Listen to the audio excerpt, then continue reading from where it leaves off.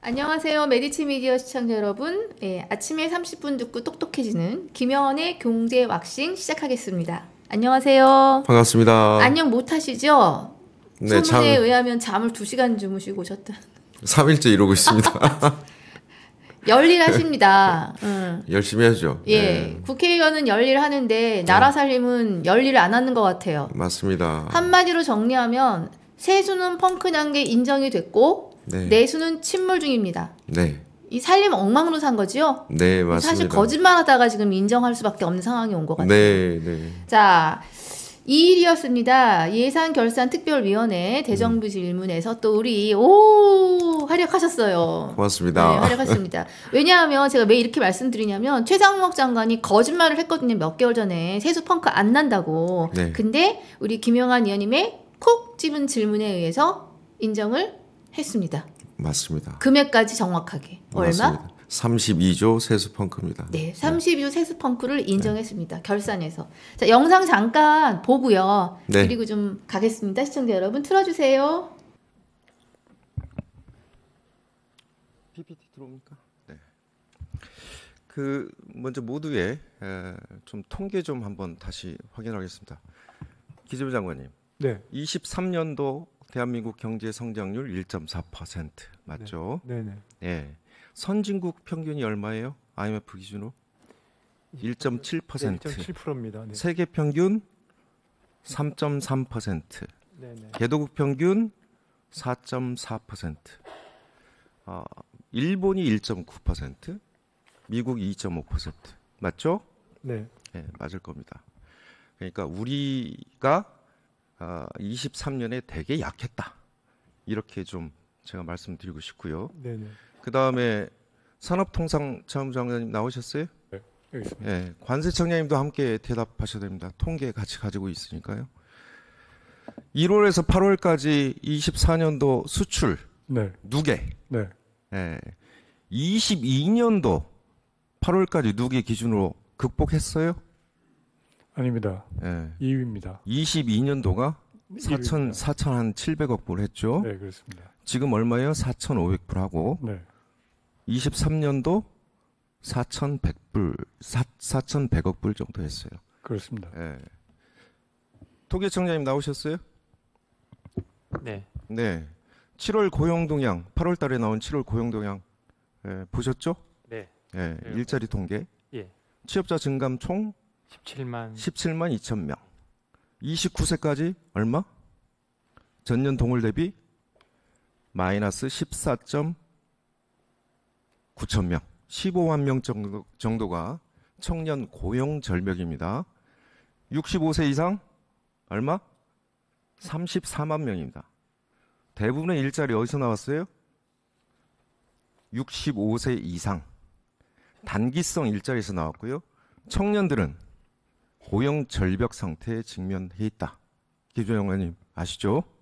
고용 통계 같이 보셨죠? 자, 수출 잘 돼도 내수하고 지금 연결고리가 약해졌어요. 그렇죠? 일자리 연계 약해졌습니다. 하반기 어떨까요? 재정 동력이 있을까요? 올해도 32조 원 세수 펑크에 상반기에 몰아섰었고 재정 2, 4분기 GDP 기여율 0입니다. 0. 그렇죠? 1, 4분기 1.3%에서 기저효과로 지금 마이너스 0.3%? 7%? 0.2인가요? 마이너스 0.2. 예, 마이너스 0.2. 그래서 하반기에도 저는 그렇게 내수에 효과가 없을 거다. 재정도 그렇게 여력이 없을 거다. 이런 생각 듭니다. 한 말씀 하시겠어요? 네. 그렇지만 뭐 한은하고 KDI를 포함해서 하반기가 내수가 상반기보다는 회복될 거라는데 네. 전망을 같이 하고 있습니다. 자, 제가 지금 이제 법정 전출금 다시 좀 말씀드릴게요. 그 교통시설 특별회계법의 지방자치분권 및 지역균형 관한 특별법 이게 산업통상자원부하고 지금 국토부 장관 해당되죠? 맞죠? 교통시설 특별회계법 시간 가니까요. 네, 맞습니다. 네. 자, 이게 또 법정 의무 전출금이죠. 세입 저렇게 잡아야 돼요. 교통, 에너지, 환경세, 1차물인 680, 개별 소비세액, 관세액 이렇게 잡아야 되죠. 맞죠? 네. 예. 그런데 세입 예산액 대비 1조 5,495억 덜 줬어요. 예정처 이 징수 실적 기반으로도 한 1조 원 덜 줬어요. 그렇죠? 법정 의무 전출금인데요. 그 다음에 21년, 22년 추가 세수 때는 장관님 21년도 추가 세수 나왔어요. 네. 그러면 결산 다음 연도 정산해야 되는데 정산해 줬어요? 추가 세수에 대해서? 확인해 보겠습니다. 확인이 아니라 23년도 바로 알아야죠. 국토부 장관님, 네. 추가 세수 받았어요? 정산 받았어요? 정산 안 받은 걸로 알고 있습니다. 못 받았습니다. 22년도 예산안에 담겼어요? 추가 세수? 예산안에 넣습니까? 2차관님, 1차관님. 넣습니까? 예산에 반영 안 했을 거예요. 자, 세수가 부족하면 깎고 초과 세수가 나도 안 줘요. 이게 지금 기재부예요. 법정 의무 전출금을 기재부 마음대로 지금 조정하고 있어요. 3, 2, 1. 연간 60만 개 창출하겠다고 했는데 성적표를 이렇게 딱 보니까 13만 2천 명. 청년층은 다 죽었고 50대, 60대 공공근로 효과인데요. 이 비정규직만 늘은 겁니다. 청년 인구가 줄어드는 상황에서 마이너스 14만 9천 명, 한 마이너스 15만 명 정도는 되게 중대한 그 통계 수치로 제가 좀 인식이 되거든요. 월 평균 임금 고용노동 장관님 그쪽 데이터입니다. 네, 실질 임금 22년, 23년 마이너스예요. 네. 네, 그 고용노동부 나오는 보도자료입니다. 네. 마이너스예요. 제가 확인시켜드리겠습니다. 김영환 의원님께서 네. 이제 예산 결산이요. 우리 지난 시간에 결산이 얼마나 중요한지에 대해서 맞습니다. 얘기를 하고 네. 바로 결산이 왔어요. 네. 살림살이가 이유가 뭐가 됐든 지표로 엉망이라는 게 좀 밝혀졌는데 일단 딱 보시고 결산 보시고 예상은 이미 하셨지만 작년도 살림살이 얼마나 잘했냐 몇 점 주시겠어요? 거의 낙제점이죠. 낙제점. 예. 첫 번째 이유는 네. 본인들이 세수 펑크를 냈잖아요. 그렇죠. 그러니까 56조나 되는 사상 최악의 세수 펑크를 냈어요. 이런 일은 없었습니다. 기재부 역사상. 56조요? 56조. 32조가 아니고요? 작년. 아, 작년에. 작년. 네, 예. 네. 올해는 제가 32조 2조 펑크 날 거다 얘기를 했고 그걸 최상목 장관이 인정을 인정했습니다. 예. 그러니까 무슨 말이냐면 작년에 경제 성장률을 예산안을 제출할 때 네네. 2.5% 성장한다 자신 있게 이렇게 하면서 예산안을 제출했어요. 예. 그런데 경제 성장률은 어땠어요?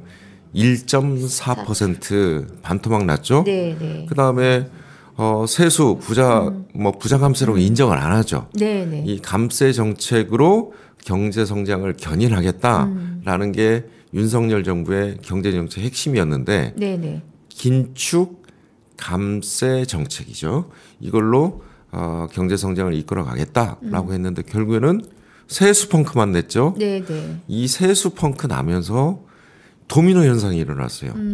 우리 지방에 주는 지방교육재정 교부금 초중고 네. 우리 애들 코 묻은 예산 급식비 네, 급식비 같은 학교 시설 놀이터 수리비 맞습니다. 학교 예산 초중고 코 묻은 예산을 잘랐고요. 안 줬죠. 안 줬죠. 줘야 되는 거. 네, 이거는 법적으로 의무적으로 줘야 되는 지출금입니다.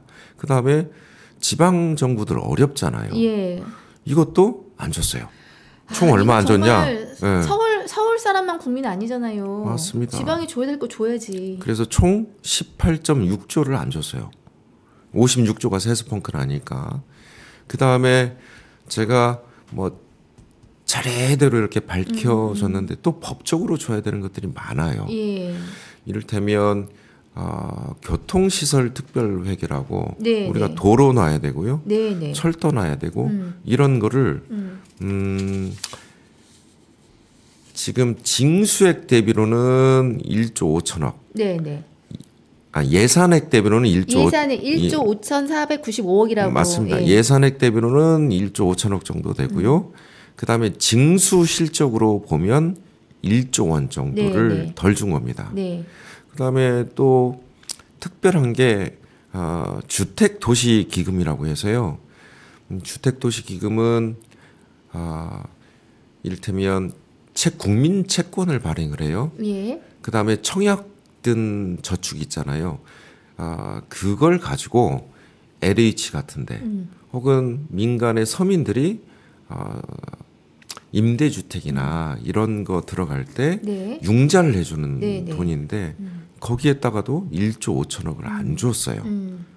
그러니까 이런 식으로 연쇄적으로 56조가 세수 펑크나면서 줘야 될 것들을 지금 안 주다 보니까 내수가 돌겠어요? 안 돌죠. 도로, 철도 해야 될 거 못하니까 내수가 안 돌죠. 그 다음에 또 서민 자영업자들 지금 소비 한번 보세요.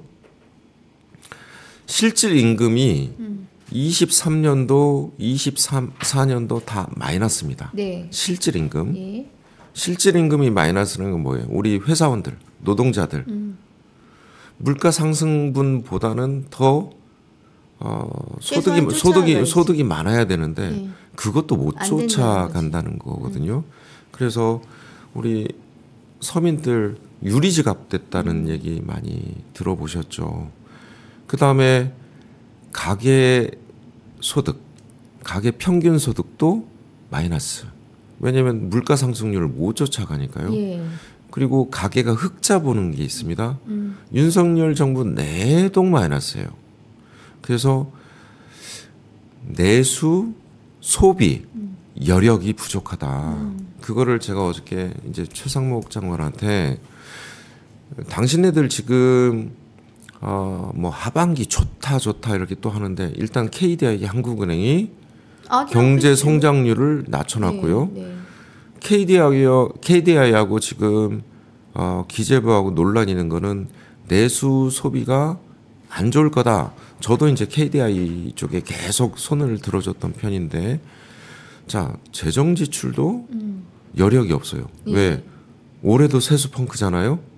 그것도 작년에 56조 원이나 세수 펑크가 났는데 올해는 8.8조가 덜 거치고 있어요. 예, 예. 그러면 작년보다도 더 재정 여건이 네. 안 좋아진다라는 거잖아요. 그래서 결국에는 작년보다도 안 좋아지면 상반기에 이미 여건이 안 좋아지는 걸 알고 상반기에 재정을 몰아서 썼어요. 그래서 한국은행 또 차입하고 재정증권이라고 잠깐 60일짜리 채권 발행해서 돌려막기 하는 거. 그러면 이자가 많이 늘거든요. 이런 거 발행해서 상반기에 지금 지출할 거 다 지출했어요. 우리 국가 마통 얘기했습니다. 맞습니다. 한국은행 마통. 맞습니다. 마이너스 통장. 네.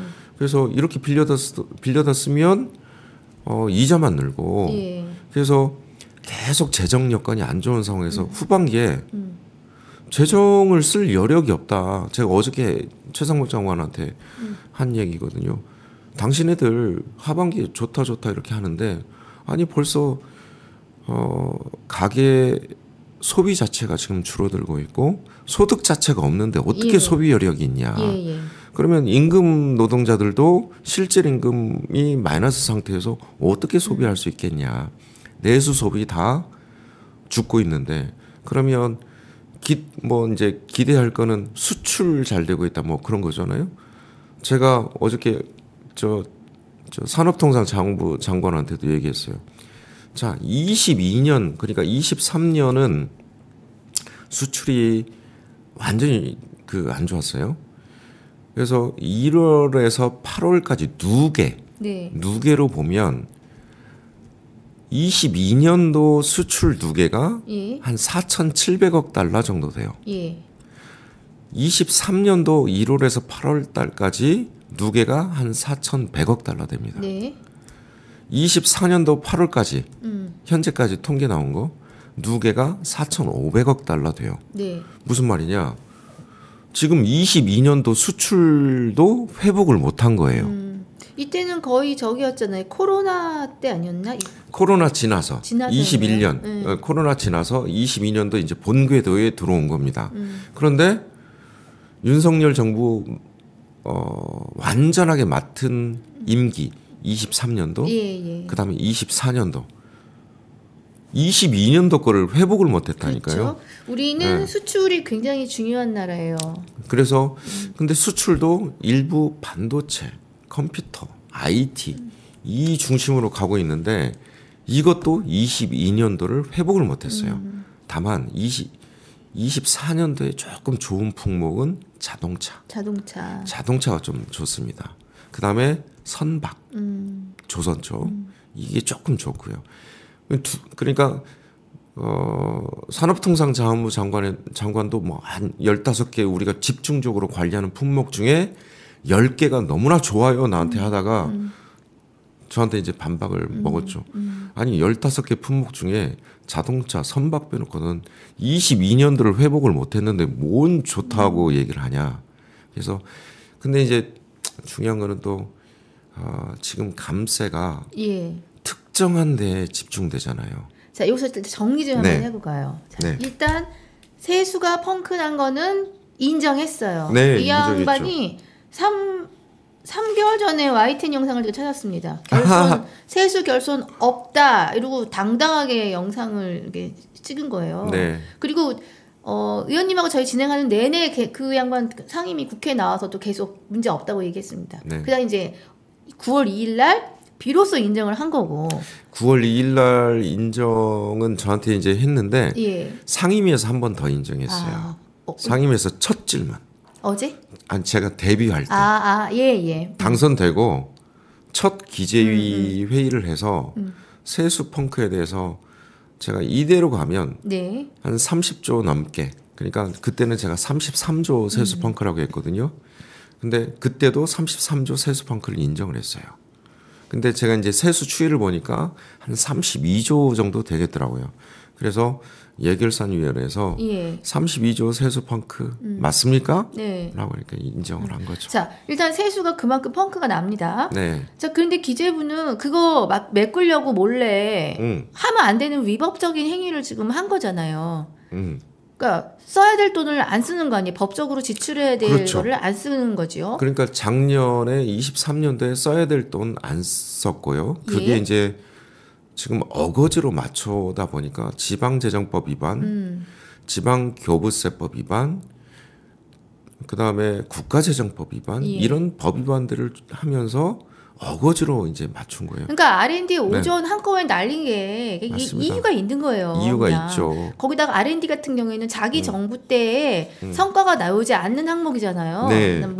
나 몰라라 하는 거지. 네. 자기 이런 짓을 지금 하고 있는데 네. 자, 중요한 건 이제 여기까지는 잘못한 거예요. 네. 이미 과거지사야. 네. 그래서 앞으로 우리가 어떻게 해야 되느냐. 이 재정을 정말 건전 재정으로 바꿔내지 않으면 큰일 나게 생겼는데. 그러니까 지금 윤석열 정부는 지금 처음부터 끝까지 본인들은 건전 재정을 하겠다. 그런데 실제 내용은 뭐냐면 부자 감세, 예.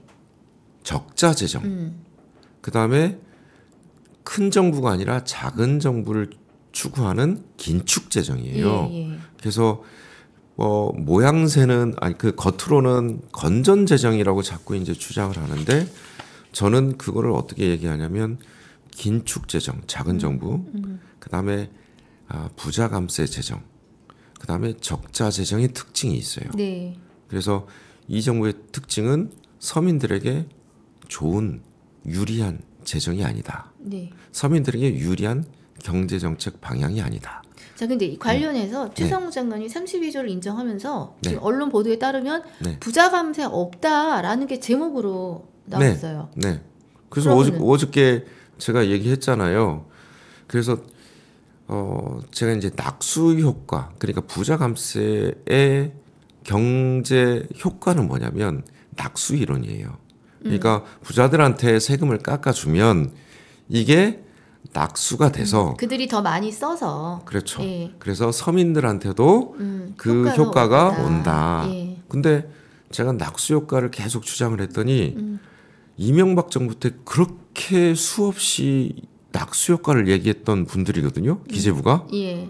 그런데 낙수 효과를 본인들은 낙수 효과로 얘기를 한 번도 한 적이 없대요. 네? 아, 네. 최상목 장관이 네. 낙수 효과를 피하더라고요.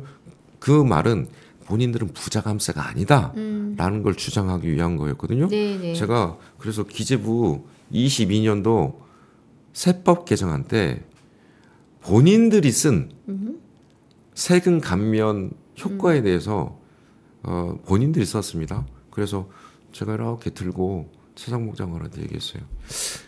아니 이제 본인들이 쓴 이제 그 숫자예요. 법인세 중에 6.4조, 2.3조는 중소기업, 중견기업 건데 4.1조는 누구 겁니까? 예. 그랬더니 대답을 안 해요. 대기업 거 아닙니까? 그러니까 법인세 감소. 감소분. 그 다음에 고소득자도 본인들이 직접 적은 게 있어요. 예. 1.2조. 네. 이거 누구 겁니까? 고소득자 거 아닙니까? 그런데 또 서민 중산층한테 깎아줬다고 하는 네. 그 세금이 한 2조 정도 또 적혀 있어요. 근데 조건이 있어요. 거기 밑에. 그러니까 평균 임금의 200%. 네. 제가 가만히 100분위로 계산을 해봤더니 평균 임금이 200%. 제가 이런 그 기준들을 들어본 적이 없거든요. 평균 임금은 얼마고 200%? 보통 중위소득의 150%. 네. 이제 서민들을 이렇게 구분하기 위해서 이런 통계는 봤어도 갑자기 평균 임금 200%?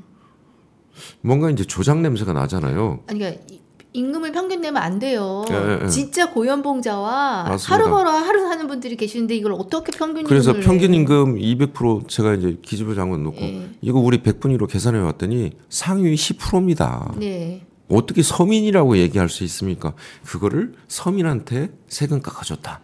뭐 이런 식으로 쓸려. 그래서 결국에는 이게 감세가 부자들에게 집중된 거 아니냐. 예. 그랬더니 그렇게 인정을 안 하려고 그러더라고요. 자, 그래서 또 네. 제가 새로운 그 네. 워딩을 제가 갖고 왔어요. 네. 금투세를 물어봤더니 이분의 대답은 부자 감세가 아니라 투자자 감세라. 투자자 감세. 그러니까 인정을 안 하려고 그래요. 그래서 제가 한덕수 총리가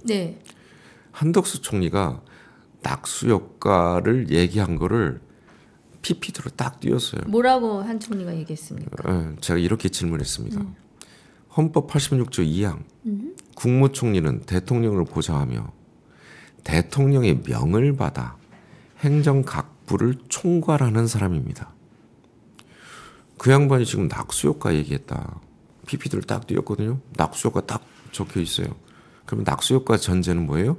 부자 감세를 전제로 한 거잖아요. 아니 총리는 낙수효과를 얘기했고 부총리는 낙수효과를 지금 숨기고 있는 거다. 제가 어느 말에 장단이 춤춰야 됩니까? 예.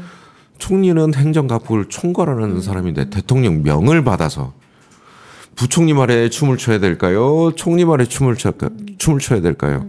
결국에는 이 정부는 낙수효과 부자감세 이걸 직접적으로 얘기하지 못하는 겁니다. 예. 얘기하지는 않는데 사실은 거기에 지금 기대고 있는 거예요? 아니면 사실은 아닌 걸 알고 있는데 갖다 댈 명분이 없으니 낙수 효과를 얘기하는 걸까요? 저는 대통령의 이제 기조라고 보는데 예. 대통령이 신주단지처럼 가지고 있는 게 뭐예요? 프리드만 선택할 자유. 50년 전에 통화주의자 책 들고 신자유주의 깃발 들면서 이제까지 왔잖아요. 그거는 제대로 아나? 근데 이거를 대통령이 강조를 하다 보니까 예. 기재부가 아직 금융위기 이전의 시대에 지금 기재부가 정책을 펴고 있는 겁니다. 즉 감세, 특히 부자들한테 감세하면 네. 낙수 효과가 일어나고 예. 이 낙수 효과를 경제 정책의 근간으로 큰 기조로 지금 운영을 하고 있는 거거든요. 근데 제가 이제 고리를 자꾸 깨주는 겁니다. 자, 어저께 이제 IMF에서 나온 보고서도 제가 우리도 공부했죠. 예, 그거 보고서 몇 개 이제 보여드렸죠. 보고서 한 10개 보여드렸어요. 그러니까 제가 이렇게 최상목 장관한테 얘기했거든요. 제 말은 백날 뭐 얘기해도 안 들으실 테니까 세계적 석학들의 얘기들을 논문들을 제가 펼쳐주겠다. 네. 그러면 좀 장관님이 좀 귀는 기울이실지 몰라서. 기자들도 좋아할 거예요. 세계 네. 석학 인용하는 거 좋아하잖아요. 네, 그래서 한 10개 논문을 쭉 펼쳐주면서 감세 효과가 예. 투자, 소비, 일자리 이런 거에 영향이 없다. 예, 이런 논문들을 쭉 보여주고 했었죠. 근데도 네. 이 낙수 효과라는 말을 숨기더라고요. 예. 자, 일단 상황의 네. 지표만 보면 지금 좀 우울해요. 네. 사실은 남의 얘기가 아니에요. 네. 남의 얘기가 아니라 우리 상황을 지금 겪고 있기 때문에. 네. 근데 올해 전망은 좀 어떻게 보시는 거예요? 경제 성장률이 작년 거에서 한국이 사실상 네. 주요 비교 대상에서 꼴등했다는 거 우리 의원님이 또 조목조목 지적하셨어요. 네, 그러니까 이제 작년에가 세계 평균이 3.3입니다. 3.3. 네, 개도국이 좀 이제 경제 성장률이 그나마 좀 낮죠. 네. 4.4. 우리도 여기 있었을 때 있었어요. 네, 계속. 네, 맞습니다. 그리고 선진국 평균이 1.7이에요. 예. 미국이 2.5. 네. 일본이 1.9. 저성장했던 일본이 1.9입니다. 우리나라 1.4. 4. 그러니까 지금 순서가 이렇게 돼요. 개도국 4.4, 세계평균 3.3, 미국 2.5, 일본 1.9, 선진국 1.7, 한국 1.4. 그렇죠. 거의 최악의 상황. 수준이죠. 이게 지금 이런 지표 지금 처음인 거죠? 그렇죠. 기록 세웠어요. 그러니까 2% 밑으로 들어왔던 게 제가 경제 지표, 경제 성장률 보면 석유 파동. 70년 석유 파동. 그다음에 IMF. 98년. 그다음에 금융위기. 2008년도. 네, 금융위기. 리먼 브라더스. 코로나. 네. 코로나. 딱 4번밖에 못 봤거든요. 근데 위기도 없어요. 그렇죠. 그리고 그 위기를 극복하고 난 다음에는 경제 성장률이 좋아야 돼요. 그럼요. 그런데 세계 그러니까 선진국 평균도 못했다? 아니 근데 네. 이런 경우면 원인이 있을 거 아니에요. 네. 근데 왜 원인 이야기가 하나도 안 나와요? 예, 저는 이제 중국 문제가 크다고 봐요. 그러니까 윤석열 정부의 그러니까 경제 정책은 미국 중심으로 외교 정책, 안보 정책의 하위 개념으로 둔 거예요. 네. 자, 문재인 정부 때는 어떻게 했어요? 트럼프 때도 보호무역주의가 강했죠. 그럼요, 엄청 강했죠. 그럼에도 불구하고 미국한테도 중국한테도 우리가 등거리 외교를 하면서 중국 수출 사상 최대로 끌어올렸어요. 저희 중국 네. 중국 없으면 거의 그냥 맞습니다. 망하는 거 맞아요. 수출도 그렇고요. 맞습니다. 저임금에 대한 것도 그렇고 수입물도 그렇고 그렇죠. 그러니까 중국이 우리 수출 대상국 중에 1위였고요. 제가 조그만 통계 수치를 말씀드리면 32년 동안 한 번도 적자 나본 적이 없어요. 중국에. 23년도 어땠을까요?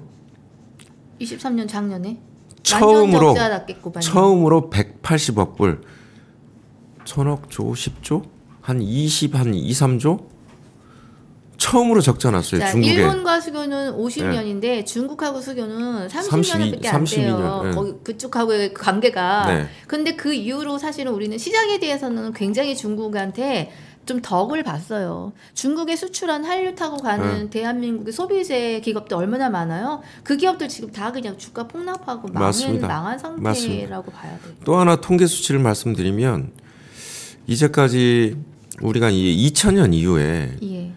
그 대한민국 무역 수지 한 1000조? 1000조 정도 벌었어요. 2000년 이후에. 근데 한 800조가 어디서 나온 줄 알아요? 중국? 중국에서 나왔어요. 그 무역 수지 흑자, 우리가 물건 잘 팔아먹는 그쪽에서 완전히 등을 돌려버린 거예요. 그래서 수출이 22년도를 아직 회복을 못했고 무역 수지 지금 잘 나간다 하지만 이게 불황형 흑자예요. 그러니까 수출이 줄고 수입이 더 줄어서 우리는 원래 수입을 해서 그 물건을 잘 만들어서 완제품 만들어서 팔아먹는 거잖아요. 근데 수입이 줄었다는 거면 경제 규모가 축소됐다라는 걸 의미를 하고요. 자, 네. 아침 시간 너무 빨리 가. 우리 1시간은 늘리면 안 돼요. 자, 일단 그래서 올해 경제 성장률 전망 가능하시죠? 네. 해주시고 네. 하반기 상황이 이런 상황에서 하반기 정부가 재정 정책 중에서 가장 핵심으로 이걸 해야 돼. 이건 하면 안 되는 거로 마무리를 오늘 하시죠. 네, 저는 이제 하반기 내수 소비 그러니까 총 수요가 좀 부족하다.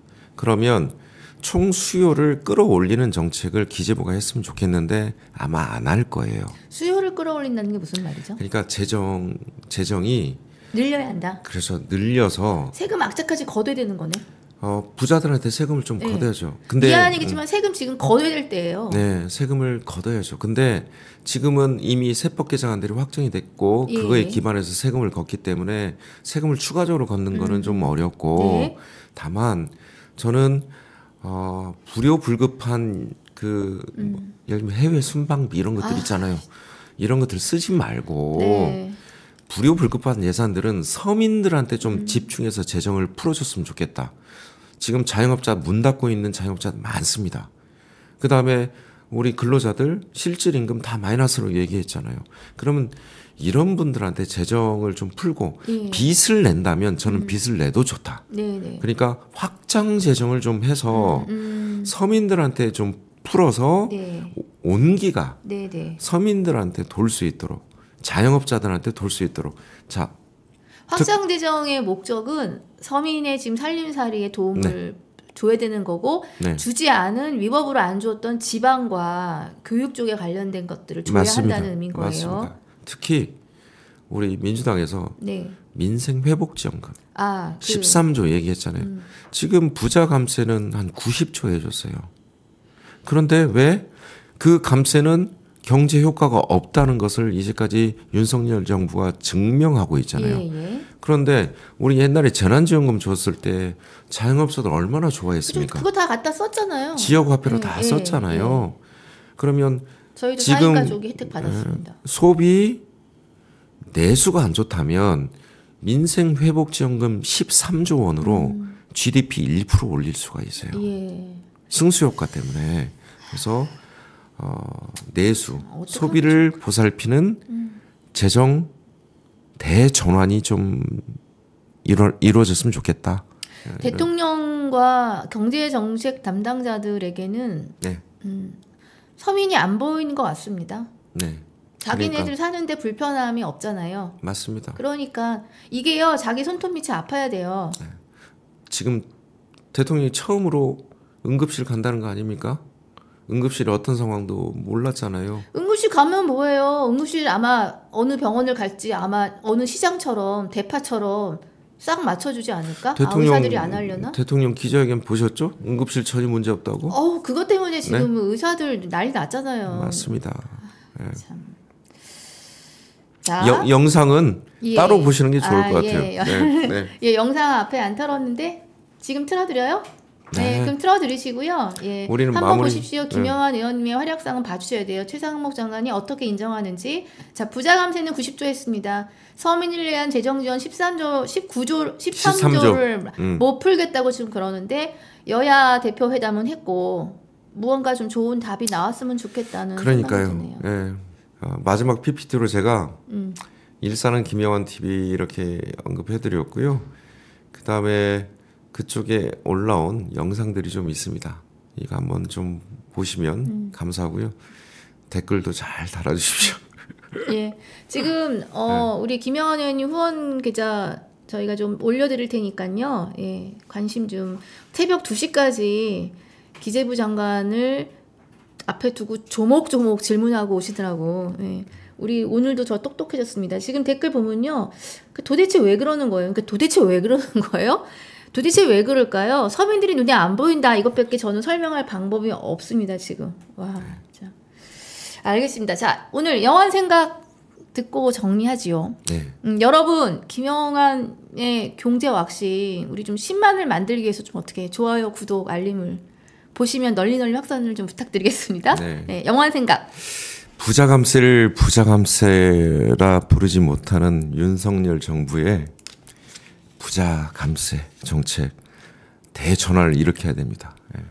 예, 홍길동도 아니고 네. 예, 부자 감세를 말하세요. 국민이 판단하겠습니다. 네. 예, 오늘도 똑똑해졌습니다. 저는 시청자 여러분도 그렇지요. 피곤하시죠? 이제 얼른 가서 또 질의해야 돼요. 아, 예. 근데 운전 직접 하시잖아요. 아니요. 오늘은 너무나 네. 피곤해서 아, 예, 예. 우리 비서관이 왔습니다. 아유, 예, 네. 알겠습니다. 가서 좀 차 타고 가는 길에 여의도까지 15분 눈 좀 붙이시고. 네, 고맙습니다. 저희는 또 다음 주에 좋은 내용으로 찾아뵙겠습니다. 감사합니다. 고맙습니다.